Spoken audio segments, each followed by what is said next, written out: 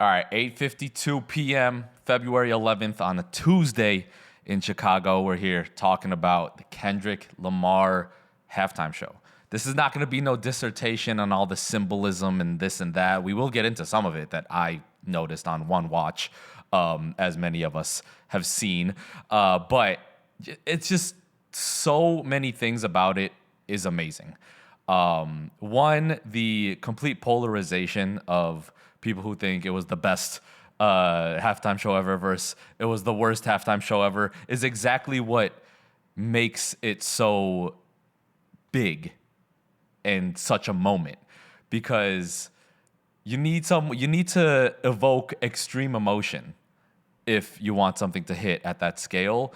And the game was not that great at all, yet it's still, PG Lang posted that it was the most watched Super Bowl event ever or performance ever, which also translates to it was the most watched performance ever because of the scale of the Super Bowl's reach, which is a whole nother topic we can discuss some other time.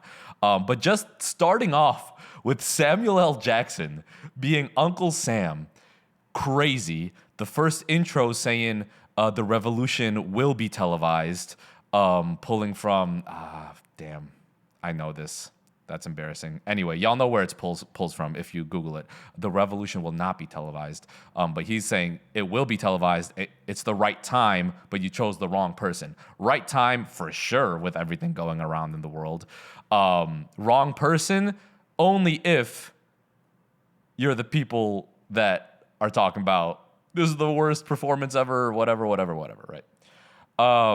Now we can go into the set list, which, yeah, some people have some issues with the set list. If you're talking strictly entertainment music perspective, sure, the set list maybe could have included more Kendrick bangers or familiar tracks or this and that. I just think it was so much about the visuals, the images portrayed, like the humans being choreographed to make a flag, the peekaboo popping out. Obviously, he had to throw the shot at Drake in there as well, because one, why not? Also, the whole A minor, pedophile, all these things is more than just a shot at Drake. I think it's a shot at anyone who is involved in any of that situation. So Drake is just this poster boy in rap with the rap battle that kind of brought it out.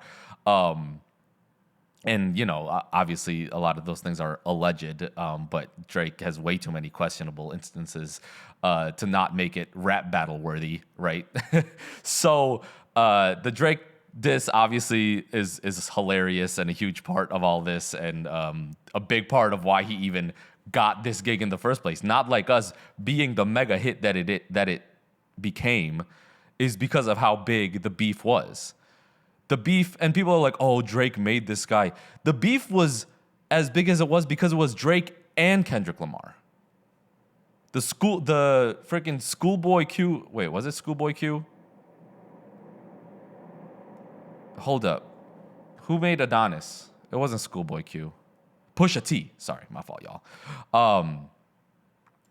The whole Drake Pusha T beef was not this big. It was huge. Don't get me wrong. It was huge. It was the story of the hip hop world, but it was not this global phenomenon that everyone ended up knowing about and talking about for a whole week and following. And it wasn't multi-part, right?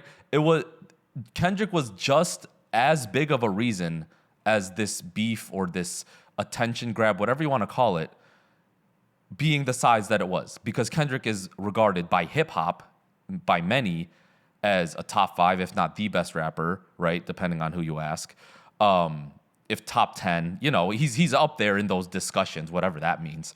And so people saying that the Drake side saying that, oh, Drake made Kendrick, it's just ridiculous to me, because Kendrick already has university classes studying To Pimp a Butterfly and everything he does. And like that being the come up of Kendrick, his discography, not the come up, but like the projection and the path of Kendrick's discography being so revolutionary or like uncovering the oppression that he has gone through or that his people have gone through, and the problems within society in America. Like, that is a theme, a core theme of Kendrick's entire work.